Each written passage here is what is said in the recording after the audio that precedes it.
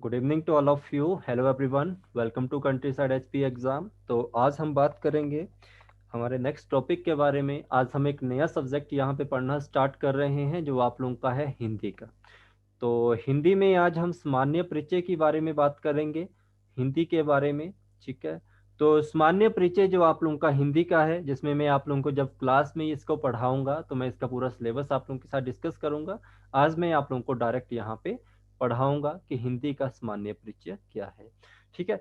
हिंदी जो आप लोगों की मैं यहाँ पे आप लोगों को कोशिश करूंगा पढ़ाने की, वो एक कंप्लीट सिलेबस में पढ़ाऊंगा। और ये आप लोग अगर एलाइड मेन, एंटी मेंस, या आप लोग सब इंस्पेक्टर मेंस और एचपीएएस मेंस में जो आप लोगों को जनरल हिंदी आती है, कोशिश करूंगा वो भी साथ साथ कवर करने की। ठीक है। तो आज का टॉपिक जो आप लोगों का होगा वो सामान्य परिचय होगा। तो हिंदी अगर आप लोगों ने पढ़नी है, इसका सामान्य परिचय पढ़ना है, तो आप लोगों को डायरेक्ट जनरल हिंदी स्टार्ट नहीं करनी है। हम यहाँ से स्टार्ट करेंगे एक टॉपिक जो होगा आज आप लोगों का भाषा का। तो किसी भी सब्जेक्ट को समझने से पहले उसकी भाषा के बारे में पता करना चाहिए। तो हिंदी आप लोगों की एक मूलतः एक तरह की भाषा काफ़ी अच्छी है, और इसे हमें पता करना चाहिए यहाँ से क्या होगा। देखिए, अगर आप लोग नॉर्मल एग्जाम की तैयारी करते हैं तो वहाँ पे आप लोगों को भाषा के जो टॉपिक है वहाँ से एक या दो क्वेश्चन पूछे जाते हैं। बट अगर आप लोग मेंस की प्रिपरेशन कर रहे हैं किसी भी एग्जाम की, तो वहाँ से आप लोगों को काफ़ी क्वेश्चन जनरेट हो जाएंगे। ठीक है। तो इस चीज़ का ध्यान रखेंगे। और आप लोगों के जो नॉर्मल एग्जाम होते हैं वहाँ से भी आप लोगों को क्वेश्चन पूछे जा सकते हैं, किस किस तरह के, उसके बारे में सारी बात करेंगे। तो भाषा शब्द, भाषा के बारे में आज हम पढ़ेंगे कि भाषा क्या होती है, भाषा किसे कहा जाता है, भाषा का विकास कैसे हुआ। ये सारे क्वेश्चन आप लोगों को सब्जेक्टिवली पूछ लिए जाते हैं। ठीक है। तो भाषा की बात करें, भाषा क्या है? भाषा एक तरह का आप लोगों का शब्द है। और शब्द क्या है आप लोगों का? सिंपल बात आप लोगों ने याद रखनी है कि जो भाषा है आप लोगों की, ये किस धातु से मिलकर बना है। तो ये याद रखेंगे आप लोग, भाष धातु से। भाष धातु से निकला है आप लोगों का भाषा शब्द। अब यहां से आप लोगों के लिए एक और क्वेश्चन क्रिएट हो गया कि धातु क्या होती है। तो आप लोगों को पता होना चाहिए धातु क्या है। धातु आप लोगों की किसी भी मूल भाषा में होती है। धातु आप लोगों की मूल भाषा में होती है। और जब भी बात आप लोगों की मूल भाषा की आए, तो आप लोगों ने एक ही भाषा को याद रखना है, वो आप लोगों की संस्कृत की बात होगी वहां पे। ठीक है। तो यहाँ से मैं आप लोगों को कुछ एक डिफरेंस बताऊंगा। यहाँ से आप लोगों के जो क्वेश्चन बनेंगे वो डायरेक्टली आप लोग समझ लेंगे। ठीक है। यहाँ पे मैंने आप लोगों को दो चीज़ों के बारे में अवगत करवाया है, एक हिंदी और एक संस्कृत। संस्कृत और हिंदी में आप लोगों का धातु का प्रयोग कैसे होता है, तो यहाँ से आप लोग सिंपल सी बातों में ध्यान रखना। पहले बात करेंगे हमारी हिंदी की। तो हिंदी में धातु क्या चीज़ है, किस तरह इसका रोल प्ले किया जाता है। तो हिंदी में जिसे हम क्रिया नाम से संबोधित करते हैं, हिंदी में आप लोगों ने पढ़ा होगा क्रिया। तो हिंदी में जिसे क्रिया नाम से संबोधित करते हैं, वह क्रिया किससे बनती है? वो आप लोगों की क्रिया बनती है किसी भी धातु से। तो ये बात आप लोगों को समझ आ गई।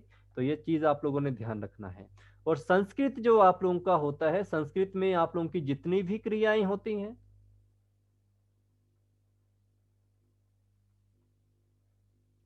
ठीक है, उन्हें किस नाम से पुकारा जाता है? उन्हें नाम से जाना जाता है धातु के नाम से।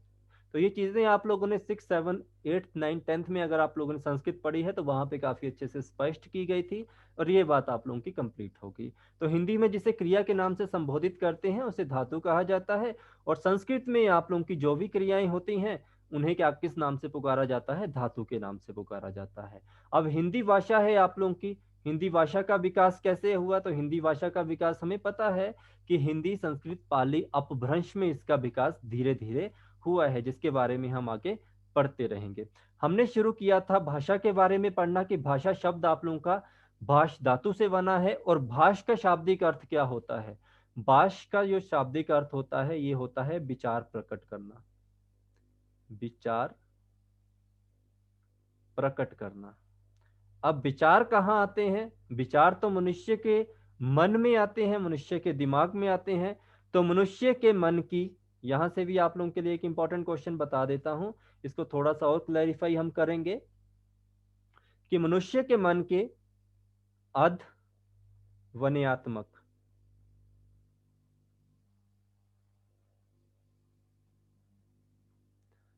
मनुष्य के मन की अधवन्यात्मक इकाई जो होती है, वो आप लोगों के विचार होते हैं। तो अध्वन्यात्मक क्या चीज है आप लोगों की? तो सिंपल सी बात याद रखना, ये जो आप लोगों का अध्वन्यात्मक शब्द बना हुआ है, ये किससे मिलकर बना है? ये बना है अ से। अ क्या होता है आप लोगों का? अ एक तरह का उपसर्ग है। इसे भी मैं आप लोगों को आगे क्लैरिफाई करूंगा। वन्यात्मक जो आप लोगों का है, वन्यात्मक क्या है? एक तरह की ध्वनि है। ठीक है। और यात्मक क्या है आप लोगों की? ये आप लोगों की आत्मक है। तो इन तीनों से मिलकर बना है आप लोगों का अध्वन्यात्मक। ठीक है। तो ये आप लोगों के किए गए हैं। आप लोगों का उपसर्ग है, जिसका मतलब होता है नहीं। ध्वनि आप लोगों को पता है आवाज। कभी आप लोगों को ये क्वेश्चन पूछा जाए तो इसको ध्यान रखना आप लोगों ने। और ये आप लोगों का आत्मक होता है स्वरूप। तो यहां से आप लोग पूरा मतलब समझ चुके थे कि मनुष्य के मन की अध्वन्यात्मक इकाई, मतलब मनुष्य के मन की वह इकाई जिसमें आवाज नहीं होती है। मनुष्य के मन की वह इकाई जिसमें आवाज नहीं होती है, वो क्या कहलाती है? वो आप लोगों की अध्वन्यात्मक कहलाती है। ठीक है। तो ये चीज आप लोगों को समझ आ गई है बिल्कुल अच्छे तरीके से। ठीक है। तो ये बात आप लोगों को समझ आ गई कि मनुष्य के मन की वह इकाई या वह भाव जिसमें आवाज नहीं होती है, वो आप लोगों की अध्वन्यात्मक कहलाती है। तो हम यहाँ से पढ़ना स्टार्ट करते हैं भाषा के बारे में। तो भाषा की परिभाषा आप लोगों को पता होनी चाहिए। 1 या 2 मार्क्स की आप लोगों को पूछी जा सकती है। तो सिंपल सी बात याद रखना आप लोगों ने, एक या एक से अधिक। ठीक है। एक या एक से अधिक व्यक्ति हो सकते हैं, कोई समूह हो सकता है आप लोगों का। इनके मध्य में विचारों का आदान प्रदान करना,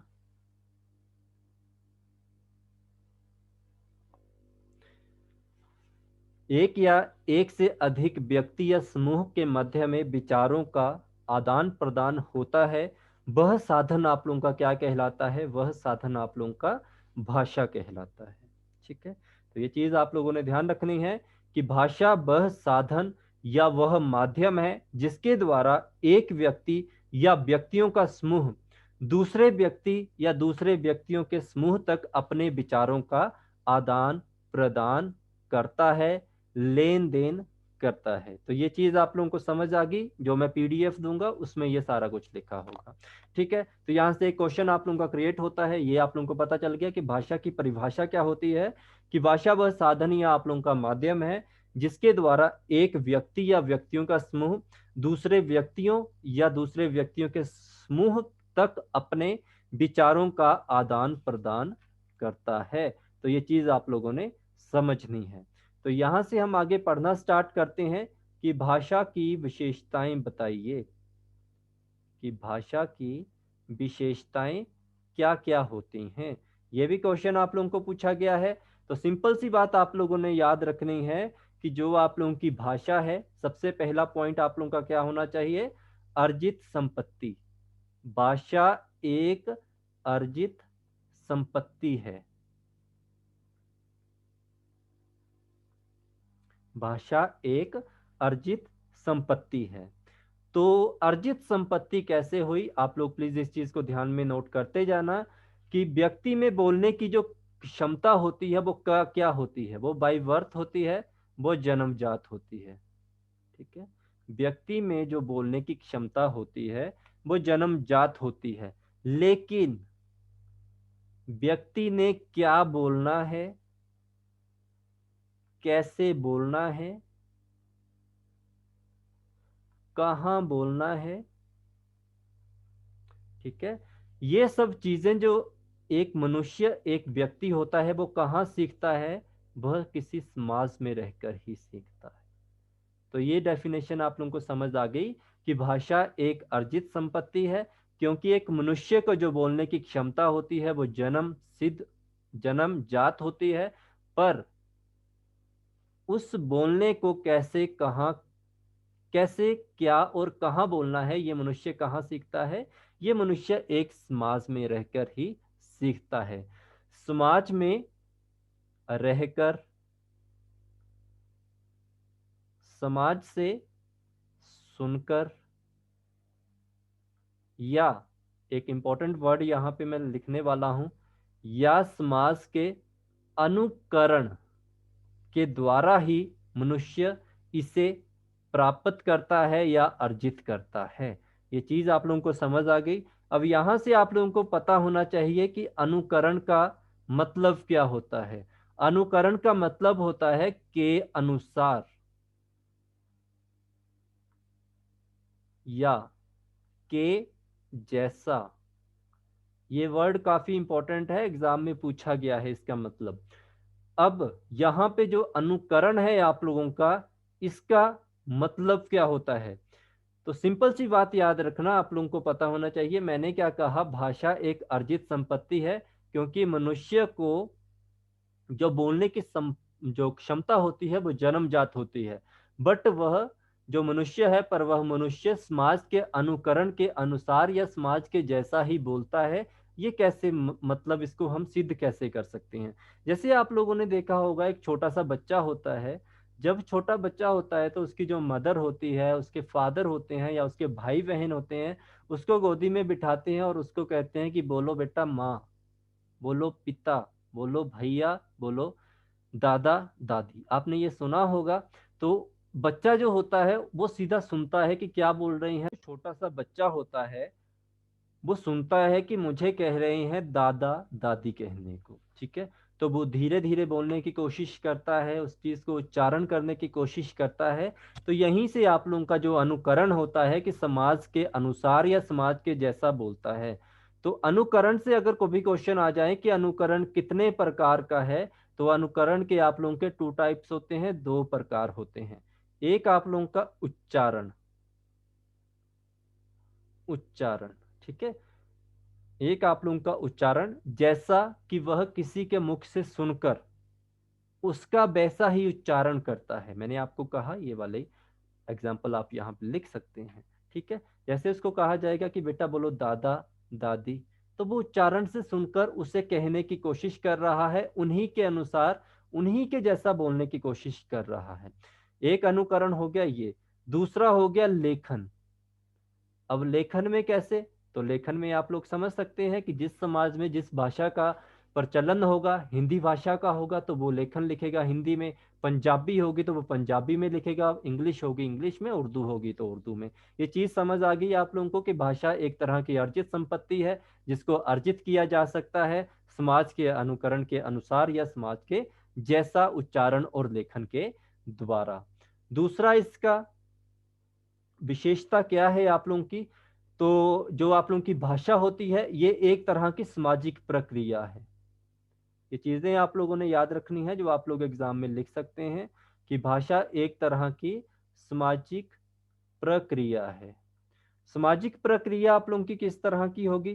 तो आप लोगों को पता है कि जो भाषा का विकास है वो एक दिन में तो हुआ नहीं होगा। ये कैसे हुआ? ये धीरे धीरे हुआ है, ठीक है। तो ये एक तरह की सामाजिक प्रक्रिया है। इसका जो विकास हुआ है वो एक तरह से नहीं हुआ है कि एकदम से ही एक ही रात में पूरी भाषा समझ आ गई, सबको समझ आ गई, ऐसा नहीं हुआ है। धीरे धीरे इसका सामाजिक प्रक्रिया की तरह विकास हुआ है। इसके बाद आप लोगों ने याद रखना है कि भाषा का अंतिम स्वरूप नहीं होता है। भाषा का कोई भी अंतिम स्वरूप नहीं है।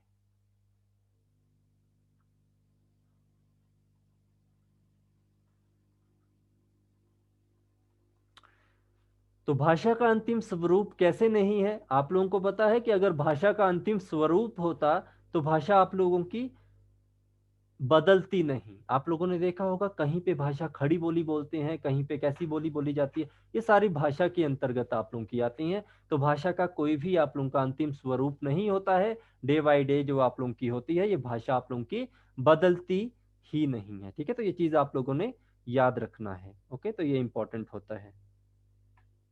इसके बाद भाषा जो आप लोगों की है, ये प्रवर्तनशील भी होती है।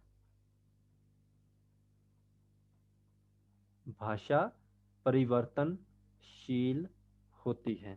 परिवर्तनशील कैसे क्या होती है आप लोगों की? आप लोगों ने देखा होगा आप यहाँ से 20 किलोमीटर दूर चले जाओ या आप 100 किलोमीटर दूर चले जाओ, वहां पे आप लोगों की जो भाषा होगी वो परिवर्तन होगी, वहां पे अलग भाषा में बोला जाता है। इसके लिए आप लोगों को एक सिंपल सी बात बताता हूं मैं आपके, कि कोस कोस पर बदले पानी और स्थान स्थान पर बदले बोली। तो ये चीज आप लोग समझ सकते हैं कि कोस कोस पर आप लोगों का जो पानी है वो भी बदल जाता है, और स्थान स्थान पर जो आप लोगों की वाणी होती है वो भी बदल जाती है। तो इससे भी आप लोग समझ सकते हैं कि जो आप लोगों की भाषा होती है वो आप लोगों की परिवर्तनशील है, इसमें बदलाव होता रहता है। इसके बाद सबसे इंपॉर्टेंट है कि भाषा का मानक रूप। भाषा का मानक रूप भी होता है, ये क्वेश्चन आप लोगों का काफी बार आता है एग्जाम में। तो भाषा का मानक रूप भी होता है। तो प्रत्येक भाषा जो आप लोगों की होती है इसकी एक निश्चित व्याकरण होती है। ये आप लोगों को पता है कि हर एक भाषा की अपनी एक व्याकरण होती है, चाहे वो हिंदी है, चाहे वो संस्कृत है, चाहे वो आप लोगों की इंग्लिश है। तो इनकी व्याकरण होती है, व्याकरण होने के साथ साथ इसकी लिपि भी होती है। व्याकरण में लिपि आप लोगों की होती है। तो लिपि का मतलब क्या होता है? लिपि सिंपल सी बात होती है कि भाषा के चिन्हों को मानकीकृत रूप से जो चिन्हित किया जाता है या रूप प्रदान किया जाता है, भाषा के चिन्हों को मानकीकृत, ठीक है, रूप प्रदान आप लोगों को कौन करती है? लिपि प्रदान करवाती है। और अगर आप लोगों से पूछा जाए कि भाषा के मानकीकृत रूप में कितने वर्णों की संख्या है, तो इसमें जो वर्णों की संख्या होगी आप लोगों की वो 56 होगी।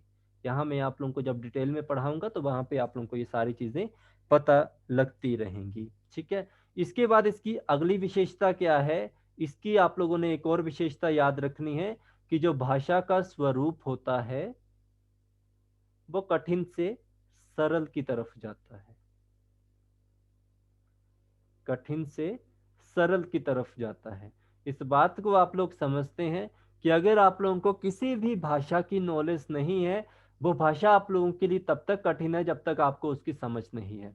जैसे ही आप लोग उसको समझते जाएंगे, वो भाषा आप लोगों की कठिन से क्या होती जाती है? भाषा आप लोगों की कठिन से सरल होती जाती है। तो भाषा का जो स्वरूप होता है, जब हम उसको जान लेते हैं तो वो भाषा हमारी क्या हो जाती है? कठिन से सरल हो जाती है। तो ये 6 ही विशेषताएं नहीं है, इसकी काफी ज्यादा विशेषताएं हैं, बट आप लोगों के एग्जाम में लिखने के लिए ये 6 विशेषताएं काफी हैं। आप लोग इसको समझ सकते हैं कि ये एक तरह की अर्जित संपत्ति होती है, सामाजिक प्रक्रिया आप लोगों की होती है, इसका अंतिम स्वरूप नहीं होता है, परिवर्तनशील होती है, मानक रूप इसका होता है, और ये हमें इसका जो स्वरूप होता है वो कठिन से सरल की तरफ हमें ले जाता है। इसके बाद आपसे क्वेश्चन पूछा जाता है, ये इंपॉर्टेंट क्वेश्चन यहाँ से भी आता है, कि जो आप लोगों की भाषा होती है, कि भाषा को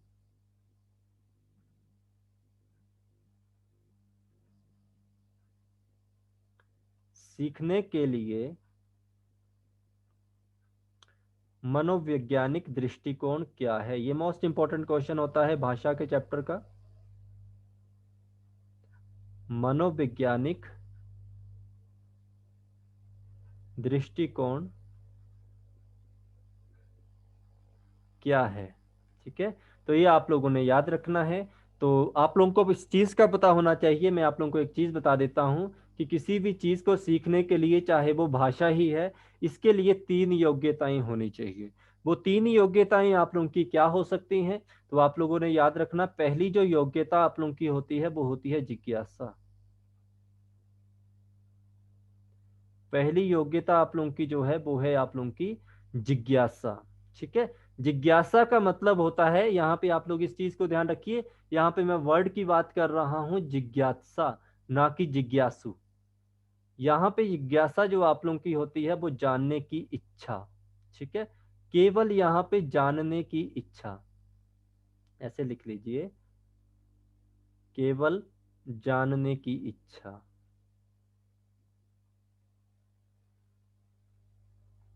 उसे क्या कहते हैं? उसे कहते हैं जिज्ञासा, केवल जानने की इच्छा। ठीक है। तो केवल जानने की इच्छा आप लोगों की होनी चाहिए किसी भी चीज को सीखने के लिए। तो ये चीज आप लोगों को पता होना चाहिए। इसके बाद मैंने एक वर्ड यूज किया था, अनुकरण। अनुकरण। तो अनुकरण आप लोगों का क्या होता है? अनुकरण मैंने आप लोगों को बताया था कि इसको हम दो तरह से कैटेगराइज करते हैं, एक उच्चारण और एक लेखन। इसका मैं बेस्ट एग्जांपल आप लोगों को देना चाहूंगा कि इसका उच्चारण और लेखन में हम कैसे बात कर सकते हैं। आप लोग जब स्कूल टाइम में स्कूल में जाते थे तो आप लोग देखते थे कि जब भी आप लोगों की प्रेयर होती थी तो स्टार्टिंग में आप लोग के जहाँ पे आपको मतलब लाइंस में खड़ा किया जाता था, तो आगे 3 या 4 स्टूडेंट होते थे। वो क्या करते थे, वो प्रेयर आप लोगों को गाते थे। ठीक है, तो जैसे जिस मोड में वो खुद गाते थे, तो आप लोग उनको क्या करते थे, आप उनको दोहराते थे उसी चीज को। ठीक है, तो सिंपल सी बात याद रखना, ये जो अनुकरण होता है आप लोगों का, ये कैसे हो सकता है, ये उच्चारण से हो सकता है और लेखन से हो सकता है। तो उच्चारण आप लोगों को मैंने समझा दिया, आप लोगों ने इस चीज को देखा होगा कि कैसे उच्चारण करना, और लेखन आप लोग समझ रहे हैं, जो मैं लिख रहा हूं उस चीज को आप लोग लिख रहे हैं, जो चीज मैं कर रहा हूं उसी चीज को क्या कर रहे हैं आप लोग, दोहरा रहे हैं। तो ये दूसरी आप लोगों के बीच में योग्यता होनी चाहिए किसी भी भाषा को, किसी भी चीज को सीखने की। और तीसरी सबसे इंपॉर्टेंट आप लोगों की होती है अभ्यास। ठीक है, अगर आप अभ्यास नहीं करोगे तो ये दोनों जो चीजें आप लोगों की हैं ये किसी काम की नहीं रहेंगी। तो करना जिस चीज को सीखना है, ठीक है, तो किसी भी चीज का अभ्यास करना जिसे आप लोग सीखना चाहते हैं, वो आप लोगों का अभ्यास कहलाता है। तो ये चीजें आप लोग सीख सकते हैं, ये चीज आप लोगों की समझ में होनी चाहिए। ठीक है, तो भाषा सीखने का जो मनोवैज्ञानिक दृष्टिकोण है उसके लिए 3 ही योग्यताएं बताई गई हैं, मैंने आप लोगों को बता दी, जिज्ञासा, अनुकरण और आप लोगों का अभ्यास। इसके अलावा क्या रहेगा, इसके अलावा हमारे पास एक और टॉपिक पढ़ना है इसमें, कि व्यक्ति में भाषा का विकास क्रम कैसे होता है।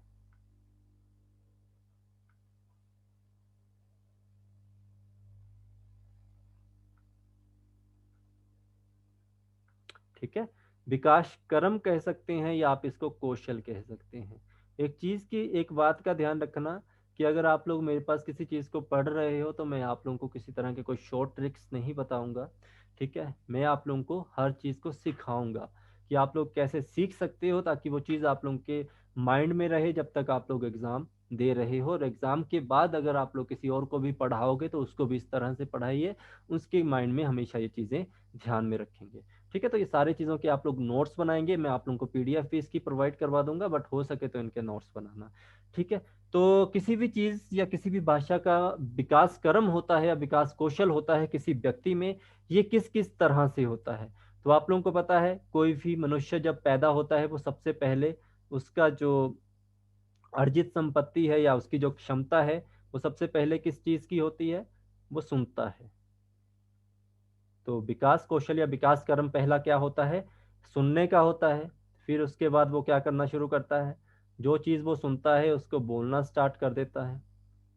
ठीक है, बोलने के बाद उसको एक और चीज़ सिखाई जाती है, वो क्या होती है, उसको स्कूल में डाल दिया जाता है, नहीं तो घर पे प्रैक्टिस करवाई जाती है पढ़ने की। उसके बाद उसको फोर्थ जो रहता है वो आप लोगों का लिखना रहता है। तो इनके बारे में आप लोग अच्छे से लिख सकते हैं, इसको बताने की जरूरत नहीं है कि एक व्यक्ति में भाषा का जो विकास क्रम होता है वो कैसे होता है, सुनने से, बोलने से, पढ़ने से और लिखने से। तो ये चीज़ आप लोग समझ सकते हैं। इसके बाद हम पढ़ेंगे कि भाषा के प्रकार कितने हैं। आप लोग हमेशा एक चीज़ का ध्यान रखना, आप लोगों को एग्जाम में ये क्वेश्चन काफ़ी बार आता है कि भाषा के प्रकार कितने हैं। भाषा के 3 प्रकार हैं, आप लोगों ने याद रखने हैं। सबसे पहला आप लोगों का जो प्रकार होता है वो मौखिक भाषा का होता है।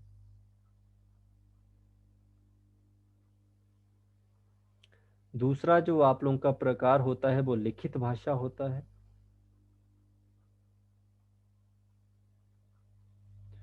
थर्ड जो आप लोगों का होता है वो थर्ड होती है सांकेतिक भाषा। और जितनी भी मैं आप लोगों को चीज़ें दिखा रहा हूँ या बता रहा हूँ, इनमें से आप लोगों को काफ़ी ऐसी चीज़ें होंगी, चाहे आप लोग जो एनसीईआरटी की व्याकरण होती है 9th 10th की, या आप लोग कोई भी जनरल हिंदी की किताब पढ़ लीजिए, वो आप लोगों को काफ़ी चीज़ें इसमें से देखने को नहीं मिलेंगी। तो प्लीज़ इन चीज़ों को मैंने काफ़ी जगह से कलेक्ट किया है, तो प्लीज़ इस चीज़ को आप अच्छे से पढ़िए। जो भी मैं चीज़ आप लोगों को बता रहा हूँ, जो मैं अगर आप लोगों के साथ मेहनत कर रहा हूँ, तो आप भी इस चीज़ का ध्यान रखिए। तो व्यक्ति में जो आप लोगों का बता दिया, भाषा के कितने प्रकार होते हैं, 3 प्रकार होते हैं। एक होता है मौखिक, एक होता है आप लोगों का लिखित, और एक होता है आप लोगों का सांकेतिक। तो मैंने आप लोगों को बताया था कि भाषा क्या है। भाषा आप लोगों का एक साधन है जिसके द्वारा एक व्यक्ति, एक समूह दूसरे व्यक्ति या दूसरे समूह को क्या करता है, अपने विचारों का आदान प्रदान करता है। तो सबसे पहले आप लोगों का जो मौखिक है, मौखिक में कैसे हो सकता है, तो सिंपल सी बात याद रखना, जिसमें एक व्यक्ति बोलकर सामने वाला व्यक्ति उसको सुनकर विचारों को ग्रहण करता है या आदान और प्रदान करता है। ठीक है, तो मौखिक भाषा में एक व्यक्ति बोलकर दूसरा व्यक्ति सुनकर विचारों को ग्रहण करता है। लिखित आप लोगों का कैसा होता है, लिखित में आप लोगों का केवल लिखकर ग्रहण किया जाता है, केवल इसको लिखकर ग्रहण करता है, और दूसरा व्यक्ति जो आप लोगों का होता है पढ़कर। ठीक है, यहाँ पे हमारी ही एग्जाम्पल बन जाएगी, आप लोगों को और इजी से बता देता हूँ। मौखिक क्या है आप लोगों का, मौखिक में आप लोग देख रहे हैं कि मैं बोल रहा हूँ, आप लोग सुन रहे हैं, ठीक है, और समझ रहे हैं। लिखित में क्या है, मैं जो चीज आप लोगों के सामने लिख रहा हूँ और आप उसको क्या कर रही हैं, पढ़कर उसको समझ रहे हैं। सांकेतिक भाषा जो आप लोगों की होती है, ये आप लोगों की साइन लैंग्वेज होती है, सांकेतिक भाषा होती है। तो इसके बारे में आप लोगों ने सिंपल सी बात याद रखनी है। यहाँ से क्या क्वेश्चन आप लोगों को बन सकते हैं, यहाँ पे पूछा जा सकता है आप लोगों को कि बताइए, आज के टाइम में जो आप लोगों के आईपीएल चलते हैं, क्रिकेट होता है आप लोगों का, तो क्रिकेट में आप लोगों को पता है साइन लैंग्वेज काफी चलती है। कैसे चलती है साइन लैंग्वेज, एक बॉलर बैट्समैन को बॉल डालता है, और अगर वो बैट्समैन आप लोगों का लगता है कि आउट है, तो जो बॉलर होता है वो अपील करता है किसको, एम्पायर को, कि आउट है। तो एम्पायर क्या करता है, उंगली उठाता है, और एम्पायर उसका मतलब क्या होगा, आउट है वो पर्सन। ठीक है, ऐसा नहीं है कि एम्पायर जाके हर किसी के कान में बोलेगा कि आउट हो गया, आउट हो गया, आउट हो गया। इसी तरह अगर बैट्समैन कोई फोर्थ या सिक्स देता है, तो एम्पायर उसके लिए भी साइन लैंग्वेज देता है 4 और 6 का। ठीक है, अदरवाइज आप लोगों का सबसे इंपॉर्टेंट इसमें रहेगा, जो आज के समय में आप लोग देखते हैं कहीं भी ट्रैफिक होता है, तो ट्रैफिक जो आपका ट्रैफिक पुलिस होती है आप लोगों की, ठीक है, तो वो आपके जो वाहन होते हैं उनको स्टॉप करने के लिए, उनको आगे बढ़ने के लिए जो साइन यूज करता है, वो भी आप लोगों की एक सांकेतिक भाषा होती है। तो इस तरह काफी आप लोग समझ सकते हैं। चलो इनकी भी आप लोगों को मैं एग्जांपल बता देता हूं कि मौखिक की क्या होगी। तो ये समझ चुके होंगे आप लोग, रेडियो के द्वारा मेरे द्वारा भी सुन रहे हैं, ये आप लोगों का एक मौखिक है। ठीक है, कोई भी पर्सन आज के समय में, जैसे अभी रैलियों का संबोधित किया जा रहा था किसी नेता के द्वारा, वो भी आप लोगों का एक मौखिक होता है। मोबाइल ले लो, टेलीफोन ले लो आप लोग, या दो व्यक्ति बैठकर परस्पर एक दूसरे के साथ, जब एक दूसरे के साथ अपने विचारों को क्या करते हैं, आदान प्रदान करते हैं, वो भी आप लोगों का मौखिक होता है। लिखित में आप लोग क्या ले सकते हैं, लिखित में आप लोगों के समाचार पत्र हो सकते हैं, पत्र हो सकते हैं, पत्रिकाएं हो सकती हैं आप लोगों की। इसके अलावा आप लोगों की जो पाठ्य पुस्तकें होती हैं, बुक्स होती हैं, ये सारे उसकी एग्जाम्पल हैं। ठीक है, तो ये सारा आप लोगों का एक छोटा सा टॉपिक था, जिसको हम कल भी कंटिन्यू करेंगे। तो आज के लिए बस इतना ही, कल की वीडियो में हम बात करेंगे इसके ऊपर। तो नेक्स्ट कल मैं आप लोगों को पढ़ाऊंगा। Thank you so much, good night to all of you, and thank you so much for watching me. Good night to all of you.